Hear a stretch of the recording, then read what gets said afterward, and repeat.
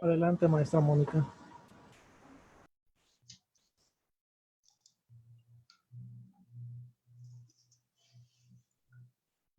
Muy buenas tardes a todos.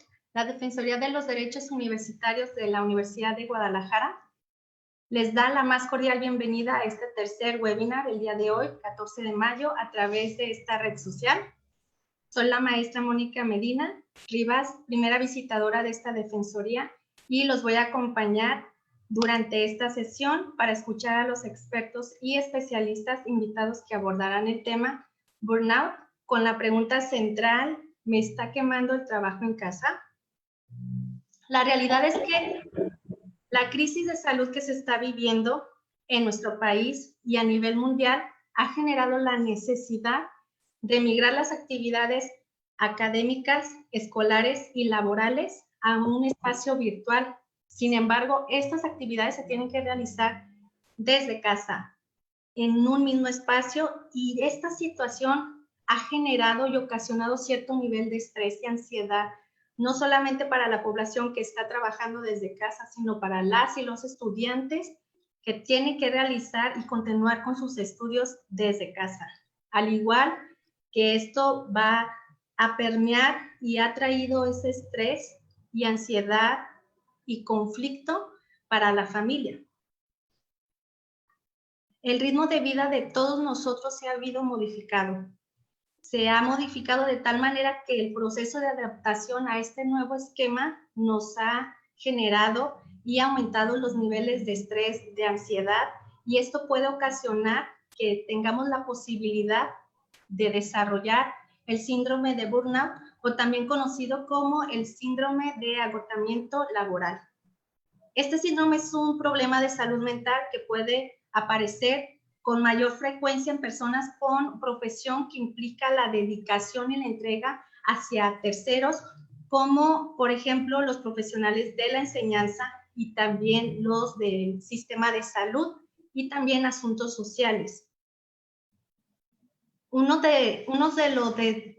de los detonantes de este síndrome es el entorno laboral, las condiciones de trabajo. Si bien es cierto, ahorita no estamos dentro de un espacio laboral habitual, sí tenemos que continuar con estas labores desde casa, y esto nos expone de manera permanente a un nivel de estrés y carga excesiva de trabajo. El objetivo principal de este webinar es brindarles a ustedes herramientas e información para que puedan identificarlo y así tengamos la posibilidad de prevenirlo. Nos encontramos frente al reto de establecer límites entre lo laboral y lo personal. No es una cosa sencilla. Pero para eso, el día de hoy contamos con la valiosa participación de dos especialistas, la doctora Yolanda Valencia González y el doctor José Fernando Gómez del Campo Estrada. En este momento me voy a permitir realizar una breve reseña de nuestros expertos invitados que nos apoyarán con el tema el día de hoy. Voy a comenzar con la presentación de su currículum breve de la doctora Yolanda Valencia González y continuaré con el del doctor. La doctora Yolanda Valencia González es profesora investigadora jubilada por la Universidad de Guadalajara, egresada de esta casa de estudio. Realizó estudios de filosofía, sociología, psicología, tiene maestría en sociología, maestría en terapia gestal, doctorado en terapias existenciales por el Instituto de Terapias Gestal Región Occidente. También cuenta con especialidad en desbloqueo segmentario y terapia neo-reikiniana, especialidad en terapia en movimiento por el Instituto de Terapia Gestal Región Occidente, diplomado para la capacitación de instructores de Kundalini Yoga, cuenta con 15 años de capacitación y de experiencia como analista junguiana con la doctora María Abad Lehmann. Actualmente la doctora Yolanda Valencia es directora y fundadora del Instituto e Investigación, Capacitación e Intervención en Terapias Psicocorporales y Meditación AC, Yantra.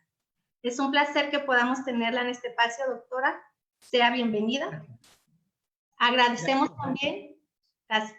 la participación del doctor José Fernando Gómez del Campo Estrada. Él obtuvo los grados de licenciatura y maestría en la Universidad Iberoamericana, institución que también otorgó el posgrado de psicoterapia centrada en la persona y el doctorado en psicología clínica. Tiene estudios de coaching ontológico, certificado por Coachville Spain. Participó en el programa internacional de coaching de equipos. 34 años como académico de tiempo completo en el sistema educativo universitario de la Universidad Iberoamericana ITESO, donde fue director de los departamentos de psicología del plantel Santa Fe y del ITESO en esta ciudad de Guadalajara. Cuenta con experiencia en docencia y capacitación, habiendo impartido cursos, seminarios y talleres en diversas universidades, no solamente a nivel nacional, sino también en universidades de Estados Unidos, Guatemala, El Salvador y España. Es académico emérito de la Universidad Iberoamericana, coeditor, traductor y autor de 4 volúmenes de la colección Desarrollo del Potencial Humano, publicados por Editorial Trillas, autor de los libros Psicología de la Comunidad e Intervención en las Crisis, publicados por la Editorial Plaza y Valdés. Editor general de la revista Prometeo. Miembro del Comité Directivo de la Asociación de Desarrollo Humano de México, miembro del Instituto de Investigación en Desarrollo Humano. Actualmente trabaja en Desarrollo de la Comunidad AC como asesor en el área de formación. Sea bienvenido, doctor. Muchas gracias por acompañarnos. Muchas gracias. Muy bien. Muchas gracias, Mónica, por la presentación, y a Mayra y a Marc por la invitación. Me da mucho gusto compartir este espacio con la doctora Yolanda Valencia. Espero que sea de provecho para todos. Claro que sí. Voy a iniciar con una presentación muy breve. Muy bien, doctor. ¿Me permite, previo a esto, solamente darles a conocer al público que está siguiendo la transmisión las pautas del webinar? Sí. Sí, muchas gracias. Les comento, cada experto cuenta con 15 minutos para su intervención. Daré un aviso faltando 2 minutos para que el especialista en turno cierre su presentación. De acuerdo con, ahora sí, los acuerdos que tomaron previamente los ponentes, va a exponer primero el doctor Gómez del Campo y posterior será el turno de la doctora Valencia. Al final de las intervenciones va a haber un espacio de preguntas y respuestas, por lo que les invito a que las hagan, pero que al momento de hacerlas señalen a quién va dirigida de los ponentes. Sin más preámbulos, doctor, le cedo la palabra. Adelante. Muchas gracias.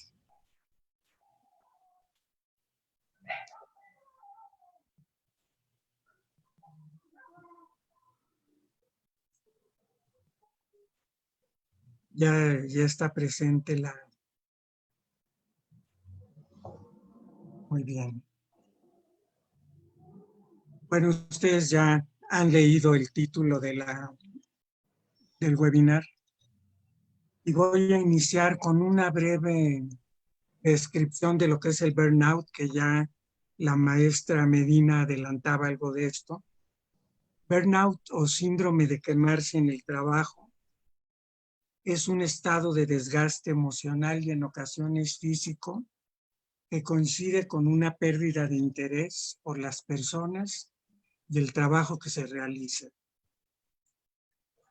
La Organización Mundial de la Salud lo considera una enfermedad laboral que abarca estos 3 aspectos: agotamiento emocional y o físico, despersonalización y desilusión profesional. El agotamiento emocional y o físico se manifiesta con ya sea síntomas como gastritis, dolores de cabeza, colitis. Puede llegar también a presentarse úlceras o algún otro tipo de somatizaciones. La despersonalización se observa en el profesional se empieza a comportar como un objeto y empieza a tratar a los beneficiarios de sus servicios como objetos, ¿no? Números, turnos de consulta, etcétera, ¿no? Es como un intento de protegerse detrás del rol profesional para evitar el desgaste. Y bueno, la consecuencia que tiene es un distanciamiento con las personas a quienes sirve, ¿no? Y la desilusión profesional se manifiesta en un desencanto con el trabajo que realiza. En los maestros se suele ver mucho esto, como al inicio de cada ciclo escolar van perdiendo impulso, entusiasmo por las tareas que hacen. Y a lo que era al principio una vocación muy clara para entregarse a su profesión se va viendo disminuida, van desconfiando de las instituciones y, en fin, termina como en un ejercicio poco eficiente de sus tareas. Y bueno, se combinan los tres elementos, puede presentarse uno muy acentuado o a veces los tres. Es un proceso que no se da de la noche a la mañana, sino que se va como gestando poco a poco, ¿no? Y a veces la persona que lo vive pues no es consciente de lo que le está pasando, ¿no? Eh, bueno, yo solamente esto para iniciar y paso a la pregunta del webinar. ¿Me está quemando el trabajo en casa? Y la contesto yo en primera persona con las preguntas que me haría. Desde luego ya la maestra Medina nos planteó un poco cuál es el escenario, cuál es esta situación inédita en la que nos encontramos. Y bueno, en esa situación yo me haría estas preguntas, ¿verdad? Se me está dificultando coordinar mis roles y responsabilidades. Como decíamos, algunas de las personas que están en esta situación, pues se les están juntando roles, ¿verdad? Mamá, que tienes que estar ayudando a tus hijos en la tarea, cuidando la cuestión de la alimentación de la familia y a la vez desempeñando tus tareas profesionales, lo cual en una situación ordinaria pues tiene sus tiempos, sus espacios. Y encontrándonos ahora en esta situación, bueno, pues es el primer problema que se enfrentan. No puedo poner límites de horarios en mi trabajo. También esto yo he escuchado que ocurre con mucha frecuencia. Con el pretexto de que estás en casa, pues me siento con la libertad de llamarte en cualquier momento, de pedir que realices cualquier tarea. En fin, me está costando trabajo la convivencia con las personas con las que estoy en confinamiento. En algunos medios se ha dicho que ha aumentado la violencia intrafamiliar, los conflictos de pareja, eh, pues tal vez, ¿verdad? En otros casos, a lo mejor esto ha ayudado que la relación de pareja mejora, que la familia también tenga nuevas maneras de comunicarse, pero esta sería la pregunta que yo haría para ver si me estoy quemando o no. ¿Me está costando trabajo la convivencia y en qué grado? ¿Estoy teniendo problemas para dormir o por el contrario duermo más que de costumbre? ¿Tengo pesadillas, un sueño no reparador? En fin, cambios en general en los patrones de sueño. Estoy irritado, malhumorado, aburrido. Han cambiado mis hábitos alimenticios. Han aumentado mis conductas de consumo de alcohol, tabaco, noticias, series, en fin, ver si hay conductas que están manifestándose en excesos, ¿verdad? he tenido alguna pérdida significativa, no necesariamente como víctima del COVID, sino alguna pérdida en esta temporada con la que tenga todavía que trabajar el duelo. Me cuesta trabajo estar encerrado. Me siento triste, frustrado, deprimido. Tengo capacidad para distinguir el miedo tóxico del miedo sano. Esto es muy importante porque un cierto grado de miedo en una situación como la que estamos viviendo nos lleva a la prudencia y junto con ella al desarrollo de conductas de autoprotección, conductas adaptativas, ¿verdad? Como el quedarnos en casa, el usar los cubrebocas, el eh, guardar la sana distancia, etcétera. Todos los esfuerzos que estamos haciendo, ¿verdad? Para protegernos.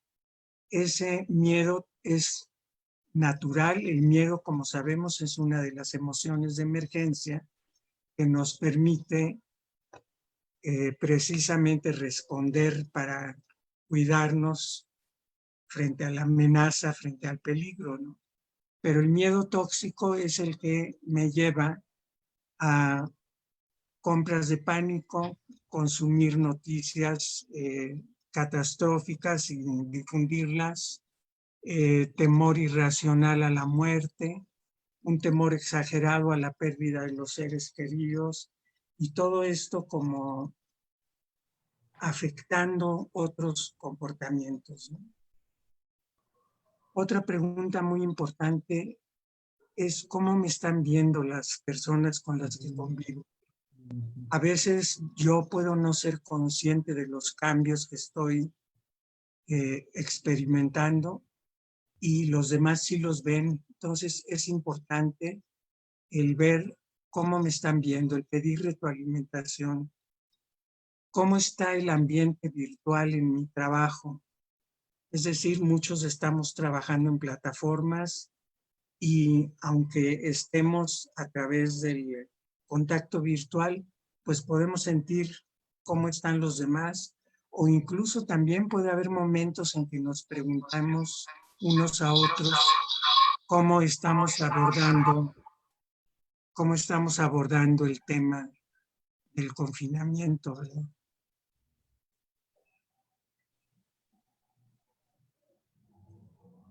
Bueno, estas preguntas, la respuesta va a ser significativa en la medida en el que nos vayamos acercando a, a una pérdida de control sobre estos temas, ¿verdad? Es decir, como hace rato mencioné, el miedo en cierto grado es algo esperado y que ayuda precisamente a dar la respuesta adecuada.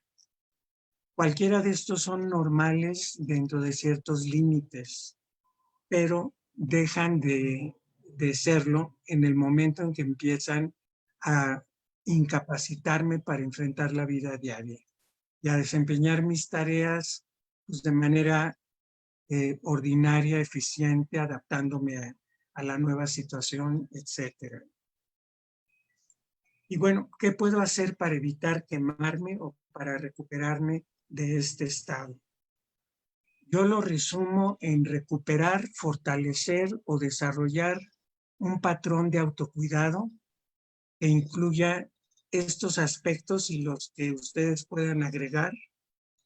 Acuerdos en cuanto a la distribución de tareas y responsabilidades entre los ocupantes de la vivienda. Es decir, todos están en la casa, pues todos contribuyen a la limpieza, a la cocina, a las tareas ordinarias del hogar que están distribuidas de otra manera cuando los niños se van a la escuela, el hombre al trabajo, la mujer también a veces, y en fin, todo lo que tenga que ver con esto. El establecimiento de límites y compromisos claros respecto al trabajo. Aquí es muy importante el sí poner horarios, sí poner metas que se van a lograr en este tiempo y pues tener muy claro cuáles son las expectativas de un lado y de otro. la atención a la calidad de la convivencia.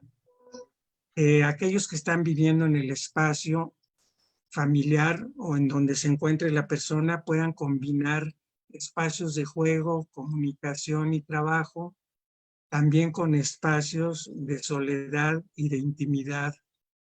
En la pareja yo creo que es también importante conservar esos espacios de intimidad. Bueno, también, ¿qué más puedo hacer? Llevar a cabo reuniones virtuales con familiares y amigos, no solamente de trabajo. Yo ya he tenido la fortuna de participar en varios cumpleaños, alimentar la espiritualidad de la manera que cada uno pueda encontrarlo, ¿verdad? Ya sea mediante una práctica como la oración o mediante meditación o cualquiera de las que sus creencias les ayuden a nutrir esta parte tan importante y que genera tanta esperanza en situaciones como esta, ¿no? Evitar consumo exagerado de noticias, series, comida, bebida, café, etcétera. Hacer ejercicio. Ahora esto es más importante porque pues el confinamiento nos lleva a poca movilidad. La alimentación sana, por supuesto, también esto es parte de un patrón de autocuidado que tendría que existir desde antes de la contingencia, ¿verdad? Por eso ponía yo recuperar o de plano desarrollar si es que no existía, ¿no? Y bueno, pues acudir a servicios de apoyo virtual. Yo aquí tengo dos que recomiendo ampliamente. Conozco a las personas que lo están llevando a cabo. Coaches por México es uno de los que primero salió y están teniendo como su población objetivo principalmente al personal de salud, pero se han ido extendiendo sus servicios también a los familiares y ahorita están entrando en una etapa en la que van a dar servicios en general a la comunidad. Pues con Coaches por México ustedes pueden entrar con esta dirección que aparece aquí, coachespormexico@gmail.com. Y el otro grupo que yo conozco muy bien es este de Terapeutas por Morelos, que surgió en el 17 con el terremoto. Doctor, Y para concluir, perdón. sí, es solamente con esto termino. Y es un apoyo emocional gratuito durante el tiempo de crisis que ofrecen ellos desde la época del terremoto.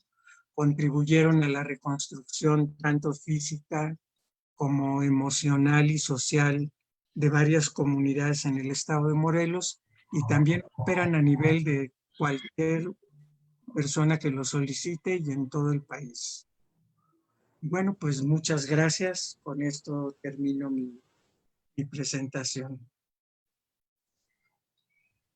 Muchísimas gracias, doctor Fernando Gómez del Campo Estrada. Muy interesante y lo que nos dice.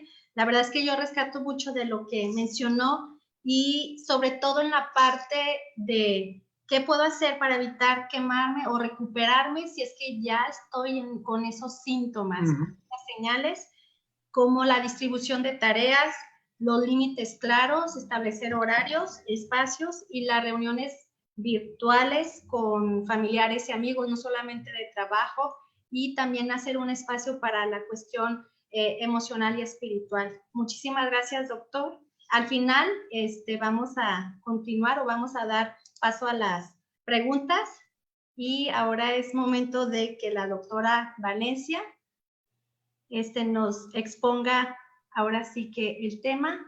Le cedo el uso de la voz. Doctora Yolanda, adelante. Muchísimas gracias. Muchas gracias por la invitación, Mayra, Mar, Mónica, que estás coordinando este panel. Un gusto compartir la mesa con usted, doctor Gómez del Campo. Me parece que el tema que les preocupa ahora a esta dependencia universitaria de la Defensoría de los Universitarios. Creo que es una preocupación legítima y que además este tema del burnout es un tema poco conocido, aunque tiene mucho tiempo que se acuñó el término. Empezó creo que en los años 70, en 1970, mucho refiriéndose al sector médico, porque efectivamente el trabajo del área médica es muy difícil, ¿no? No tiene horarios, son emergencias, se relacionan con la muerte, con la enfermedad, con el dolor, y es casi natural que en este ámbito profesional algunos profesionales se desgasten mucho y se quemen, como se traduce al castellano el burnout, ¿no? Como estar quemado, es decir, que fue demasiado para la persona el estrés, es decir, el burnout tiene que ver con el hecho de que se ha rebasado un nivel de estrés que nosotros consideramos normal. Es decir, los seres humanos podemos vivir con un nivel de estrés bastante tolerable que nos permite funcionar, hacer nuestra vida cotidiana sin mayor problema.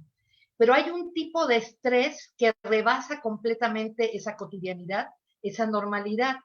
Y efectivamente, la pandemia ha sometido a los trabajadores, por muchas razones, a una situación de estrés que rebasa la cotidianidad. Es decir, le rompió su vida cotidiana y lo sometió a muchos trabajadores a trabajar en casa con equipos digitales con los que sí están familiarizados, pero que no con el exceso que lo estamos usando en este momento, ¿no?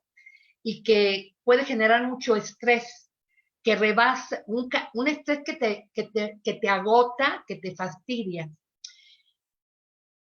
A mí me parece, bueno, creo que el tema es muy interesante, pero yo quisiera como hacer entrar a una perspectiva crítica sobre estas cuestiones, porque creo que, bueno, ya me invitaron a usar la palabra. Yo quiero aprovechar estos 10 minutos que me quedan, 12 minutos para hacer un análisis un poco, más que un análisis, una reflexión crítica respecto a que nosotros, por ejemplo, el mundo occidental, a través de la Organización Mundial de la Salud, empieza a normalizar cosas que no deberían ser normales. Por ejemplo, el burnout ya pareciera como parte de la vida del ejercicio profesional. Ya no solamente existe para el sector médico. Resulta que el burnout ahora se da en todos los sectores productivos. No, porque después de que se especificó para los médicos, para el sector de salud, enfermeras, trabajadores sociales, etcétera, etcétera, se fue hacia los profesores. Es decir, todas estas personas que dan un servicio y que están interactuando con otros seres humanos que tienen altos niveles de exigencia. Pero resulta que en este momento histórico, ya en el 2020, el burnout se ha generalizado a todos los trabajadores del mundo.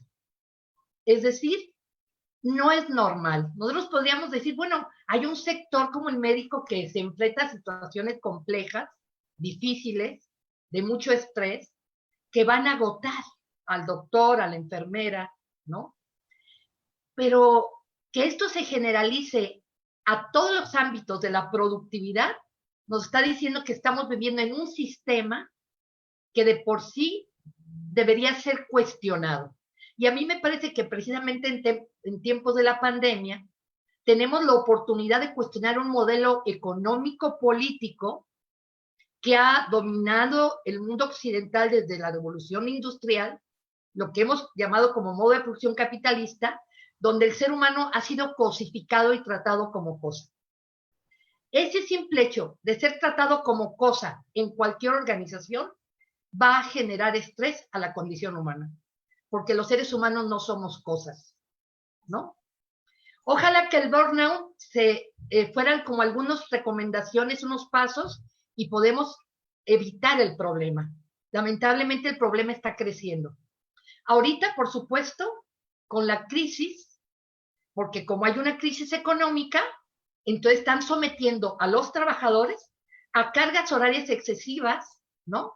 Están pidiéndole que produzcan en su casa, porque ya no lo pueden hacer en las áreas de trabajo, pero además sin horarios de trabajo, ¿no? Yo estoy atendiendo pacientes ahorita que trabajan en empresas transnacionales están quemados, trabajando 12, 14 horas diarias. Y no son del sector salud. Ya me imagino los pobres doctores ahorita con el modelo de salud de pésima calidad que tenemos en México.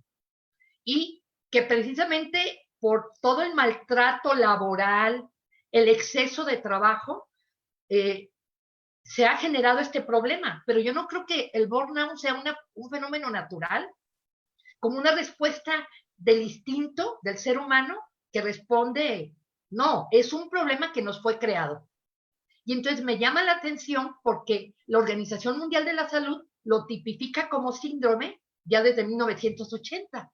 Es decir, normalizamos lo anormal. En vez de preocuparnos por erradicar las causas reales del problema del burnout, legitimamos como normal el abuso laboral, ¿sí? La organización excesiva, ¿cómo diría? Más bien, ¿qué organización? La sobreexplotación de los trabajadores. Por ejemplo, en México hay una doctora muy jovencita que se la ha pasado denunciando que en el sector salud, mucho antes de la pandemia, existe un alto problema de burnout en los médicos mexicanos. El año, dice, hace como en un periodo de 3, 4 años, ella te da una nota de 400 médicos suicidados. Es decir, tenemos un problemón porque el sistema de salud le da que atienda 20, 40 pacientes por día. O sea, por Dios, o sea, eso no es normal. Eso, cualquier sujeto humano va a reventar, se va a quemar, no, va a detestar su trabajo. El sistema económico nos hace creer que nuestro sentido de vida es el trabajo, cuando el sentido de la vida es la vida misma. Y son nuestras relaciones y el trabajo debería ser una parte, una pequeña parte de nuestra vida, no nuestra vida. Entonces, cuando el trabajo se vuelve nuestra realización y se vuelve 10, 15 horas del día, por supuesto que las condiciones laborales me van a tronar, porque no tengo vida. Resulta que ya confundí la vida con la productividad. Entonces, yo creo que estamos en un momento de cuestionar este modelo económico y de tratar con estas nuevas experiencias. Paramos 2 meses, la economía medio se paró y no ha pasado gran cosa. Están muy preocupados los grandes consorcios. No ocupamos esa cantidad de autos que estamos produciendo, esa cantidad de vestidos, esa cantidad de basura que producimos para que el sistema capitalista se pueda reproducir. Necesitamos estar en un alto nivel de consumo, por lo tanto en un alto nivel de productividad, para que una lógica de un sistema completamente inhumano, ¿sí?, que nos está volviendo locos a todos, ¿no?, está destruyendo el medio ambiente y que pareciera como algo tan teórico, pero que lo podemos vivir en nuestra vida cotidiana. Por ejemplo, ahorita la maestra Mónica decía, nosotros decidimos tomar este tema porque nosotros estamos viviendo ya una situación de estrés, porque la institución me está pidiendo que produzca. De hecho, este programa es parte de la productividad de su dependencia. Es parte de la exigencia laboral, ¿no? Entonces, ¿cuáles son los horarios? Es decir, lo que yo quisiera es como cuestionar que normalicemos, por ejemplo, cuando me invitaron a hablar del burnout, yo decía, bueno, se ha normalizado, es como tener ojos, ¿no? No es algo que ha creado un sistema inhumano, injusto, explotador. No nos es natural este tipo de problemas.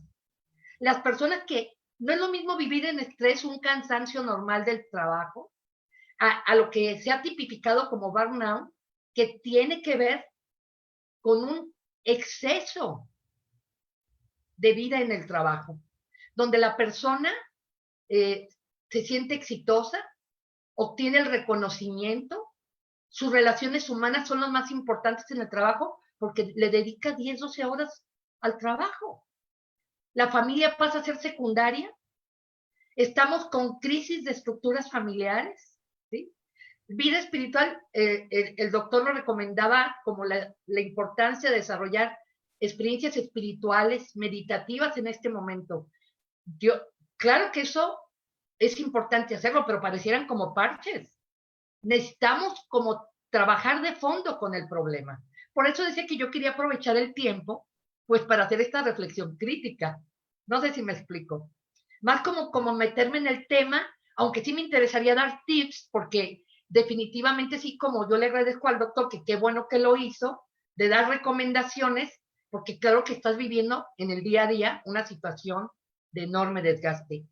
Yo tengo pacientes ahorita pasando por burnout, ¿no? Porque los tienen quemados, están trabajando sin horarios de trabajo. Simplemente 2 pacientes que atendí ayer por línea. Uno me decía, yo estoy trabajando hasta 14 horas diarias. Hoy una paciente que atendí ayer, me decía, es que ya no puedo más. Le hablé hoy a mi jefa para decirle que ya no puedo más, que necesito tomar 4 horas, porque no puedo más, ¿no?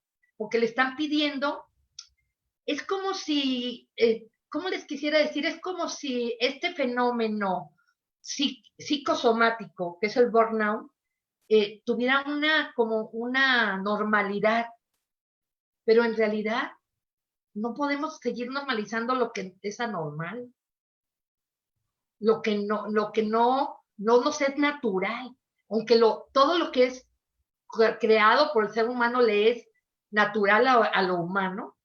Me parece que esto va en contra de nuestra naturaleza porque nos lleva a la depresión, nos lleva a crear formas antisociales en nuestras relaciones, nos lleva a situaciones de desapego, de desinterés, de cinismo, de deshumanización. Cuando los seres humanos, nuestra naturaleza es ser seres sociales. Nos importamos unos a los otros. Es increíble. Ok, es increíble que en este momento domine tanto el egoísmo humano. Entonces, yo creo que sí tiene que ver con el sistema, pero cada individuo reproducimos el sistema y tendríamos que como empezar a cuestionar si lo que sentimos es normal. Y yo quisiera cerrar mi intervención invitándolos como a pensar si podemos crear otro mundo, otra forma de organización social, replantearnos la forma como estamos viviendo. ¿Será que solamente el modo de producción capitalista es la única forma como los seres humanos podemos desarrollar la productividad? Yo no estoy en contra de la productividad de las empresas, estoy en contra de la forma, de las formas de estas empresas. Estoy en contra de la sobreexplotación. Estoy en contra de que el ser humano viva para el trabajo, ¿sí? Que el sentido de su vida se lo dé el trabajo. Ya decía Viktor Frankl, y con eso quiero cerrar, en su libro, cuando escribió su libro El sentido de vida, que lo que a él le dio el sentido de vida están en los campos de concentración, donde logró sobrevivir 3 años a una situación realmente penosa de un estrés excesivo. Él decía que recordaba cuánto amaba a su esposa. Y luego decía, probablemente mi esposa no esté viva ya, pero el simple hecho de sentir ese amor en mi corazón, mi vida tenía sentido. O sea que lo que le da sentido a la vida no es el trabajo, no es ser exitoso en el trabajo, no es ganar dinero. El sentido de la vida es la vida y tenemos que entender, reflexionar sobre la vida. Yo no tengo las respuestas, creo que la tenemos entre todos, pero los invito a pensar colectivamente cómo podríamos construir un mundo mejor. Muchas gracias. Muchas gracias a usted, doctora Yolanda. Agradecemos su intervención como una forma de reflexión, con una pregunta que yo me quedo, es precisamente como cierra, de qué manera nosotros podemos ayudar a mejorar este mundo en el que estamos, en el que está nuestra familia, estamos viviendo. Agradezco mucho las intervenciones de ambos. Vamos a pasar al momento de preguntas y respuestas. Aquí ya tengo algunas y sí, la realidad es que sí nos han hecho el favor de dirigirlas a uno de ustedes. Entonces, comienzo con la primera dirigida al doctor José. Dice: doctor José, ¿usted cree que se pueda generar una meditación orientada en línea? ¿Qué tipo de meditación recomienda para las personas que quieren empezar esta práctica?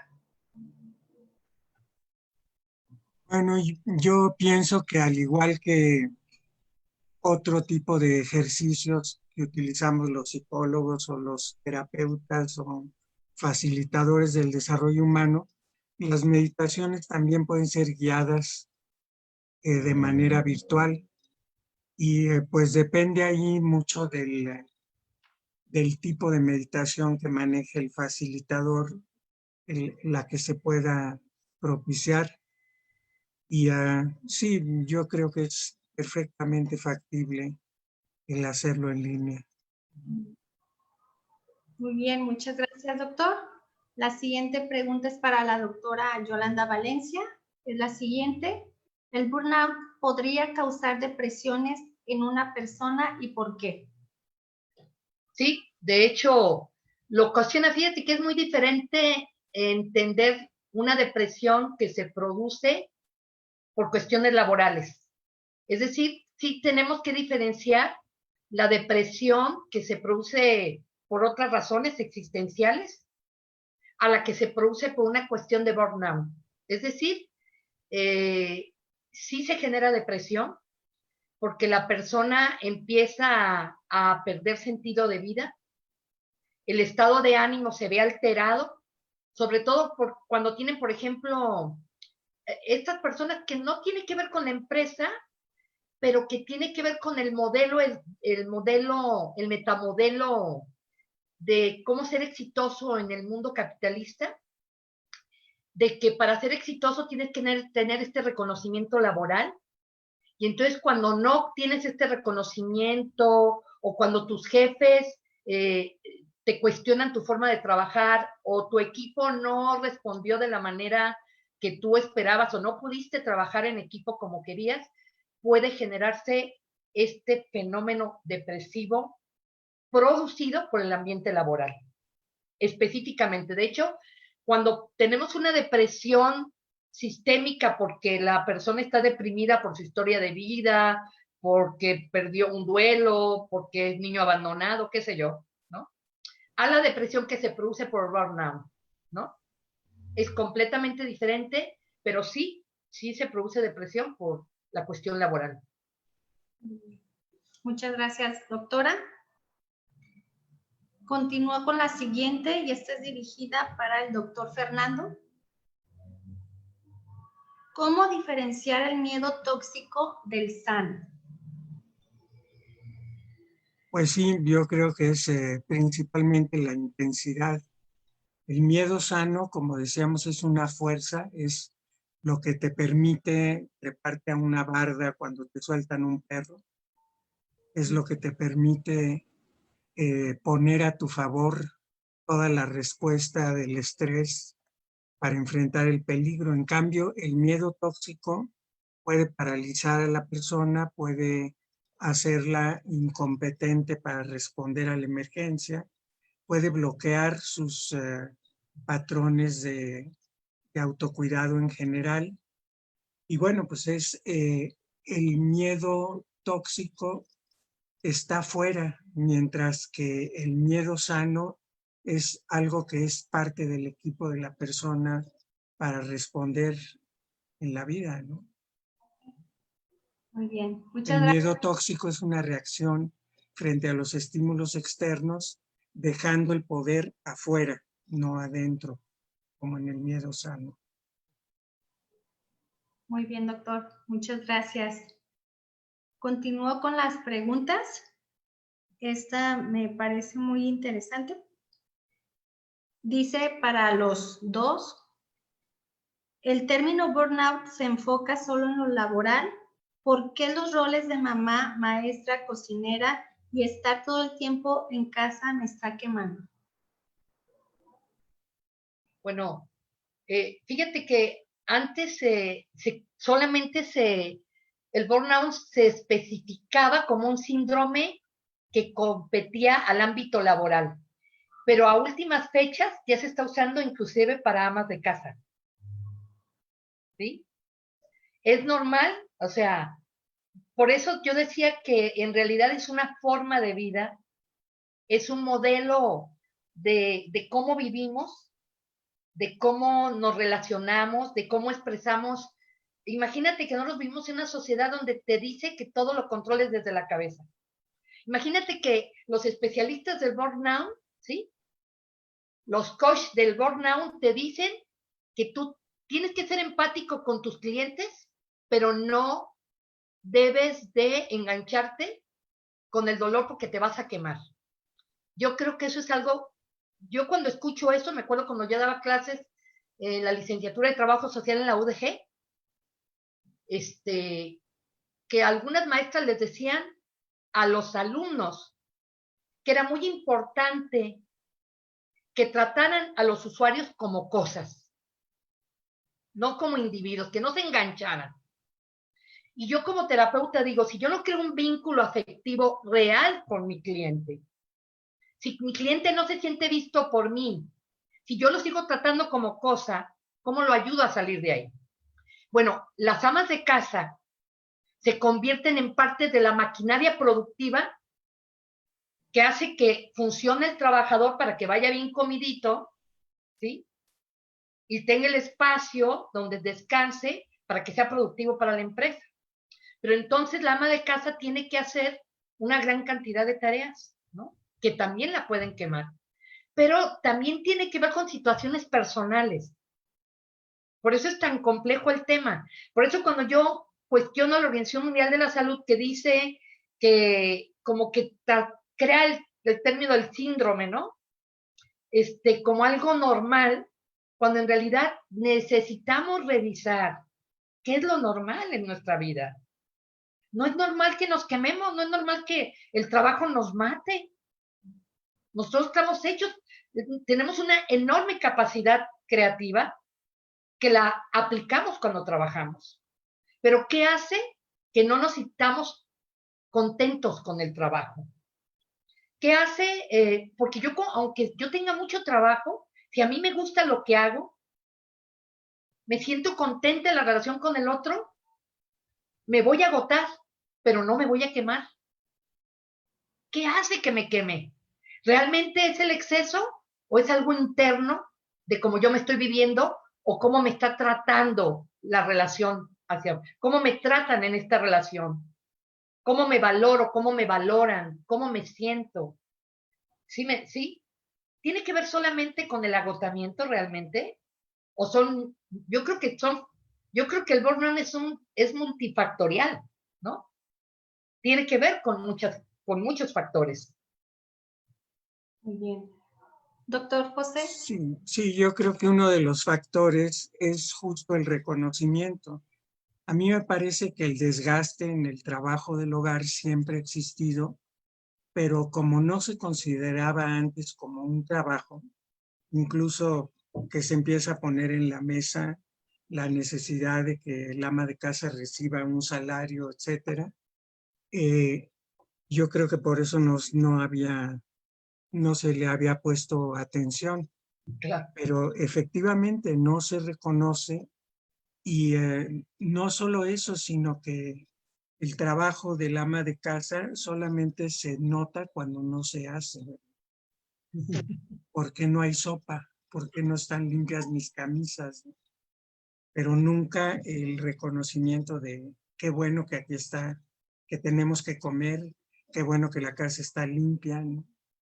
Entonces sí tiene que ver mucho con factores socioculturales del rol del ama de casa, ¿no? Pero lo pueden decir muchísimas, como sí ha existido esa quemazón desde hace mucho tiempo. Yo creo que también ha tenido una parte muy fuerte que ver en el tema del crecimiento de la mujer. En nuestra cultura se dice que la mujer es capaz de hacer muchas cosas, mientras que el hombre simultáneamente, mientras que el hombre solo una. Y creo que en parte todo eso es lo que resulta de los roles múltiples a los que son sometidas, ¿no? Pero el que se les junten todos a la vez, como es el caso de ahorita, pues es un nuevo reto, ¿no? Sí es. Hay muchas preguntas, muchas muy interesantes, y esta es para quien guste contestar. Son dos, igual si quieren, uno contesta la primera, pero quien decida tomar el turno, el uso de la voz, dice así: ¿cómo podemos decir o explicar a los niños que aunque estemos en casa, estamos en tiempo de trabajo? Eso es uno. ¿Y cómo lidiar con esto los que tenemos responsabilidades externas al hogar? O se atiende a la familia o se atiende el trabajo. ¿Quién gusta, doctora? Bueno, pues los niños les cuesta mucho trabajo entender que estás trabajando, ¿no? Sobre todo porque los niños también dejaron de estar en la escuela, apenas están incorporando ya las clases virtuales, ¿no? Pero bueno, a los niños hay que explicarles con la verdad, con el cuidado que merece la niñez, de que pues necesitan trabajar. Eso significa lo que ya estaba sugiriendo el doctor hace rato, ¿no? Que es importante cuando estás haciendo office house, tengas un espacio, tengas un horario, pongas límites, ¿no?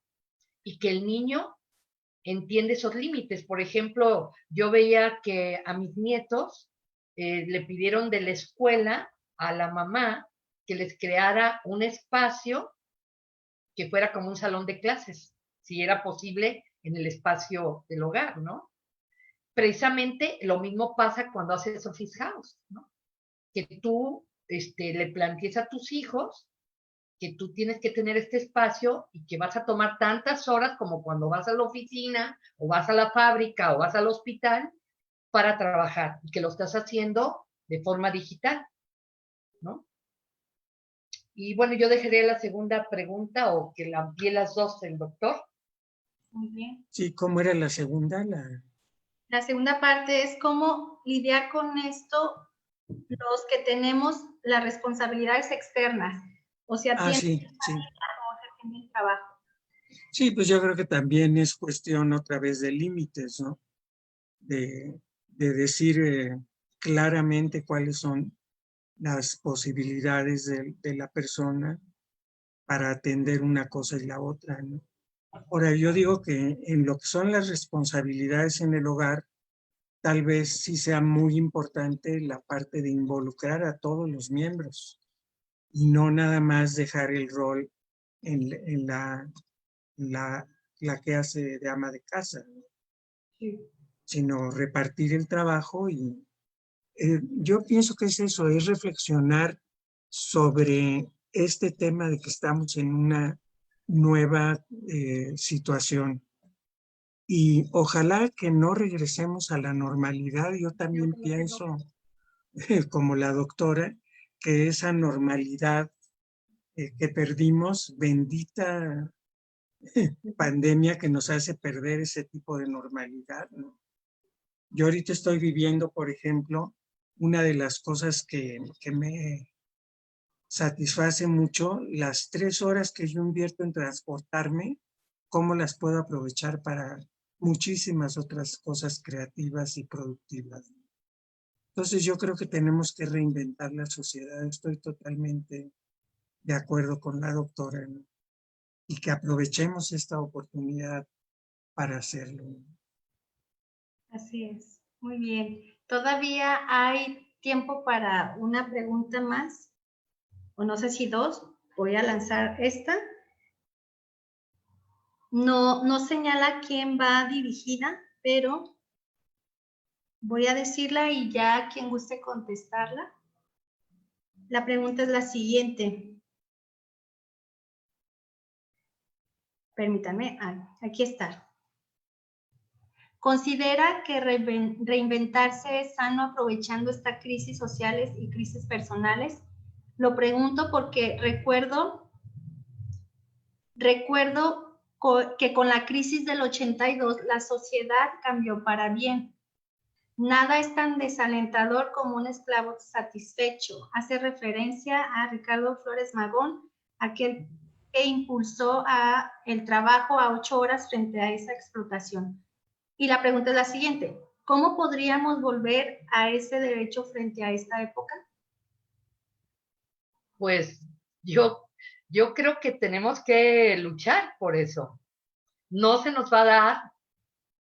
Eso tenemos que tomarlo. Yo hace rato comentaba de esta médico mexicana de la Ciudad de México, que es una luchadora del ámbito médico, donde está cuestionando la forma de la organización laboral de las instituciones de salud en México. Y habla de la sobreexplotación y que quien va a resolver eso no va a ser nosotros los usuarios, aunque no lo sufrimos el hecho de que el médico tenga 40 pacientes. O, por ejemplo, ahorita estamos sufriendo que se mueran el 10% de las personas, de los enfermos de COVID en México, se está muriendo el 10%. En otras partes del mundo está muriendo el 4%. ¿Qué quiere decir? Que el servicio médico mexicano no está siendo muy bueno. Y esto tiene que ver con los insumos y el personal médico, que está atendiendo de manera no acertada a los usuarios del servicio en esta pandemia. Eso tiene que ver con un problema del sector salud muy grave, donde los médicos, por ejemplo, el médico del IMSS, se resigna que le den 40 pacientes por día en su horario, en vez de protestar y decir, no puedo permitir, junto con los demás compañeros, que se me siga tratando de esta manera.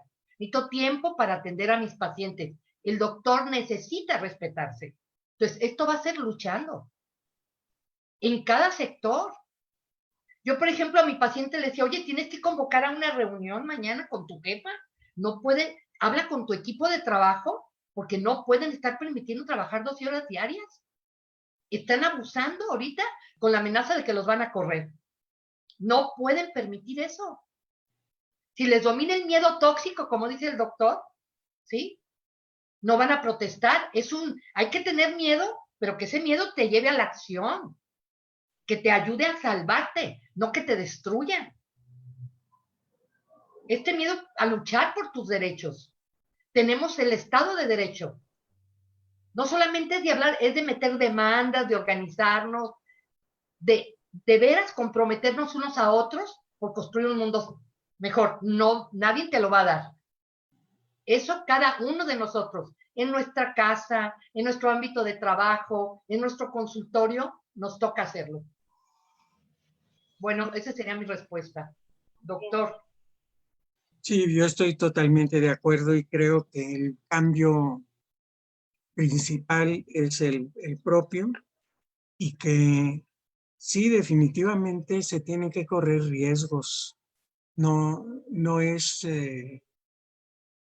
es más bien pues salirse de esa zona de confort y atreverse a arriesgar el trabajo mismo con tal de poner como primer valor la dignidad y los derechos que tenemos a una vida humana verdaderamente digna, ¿no?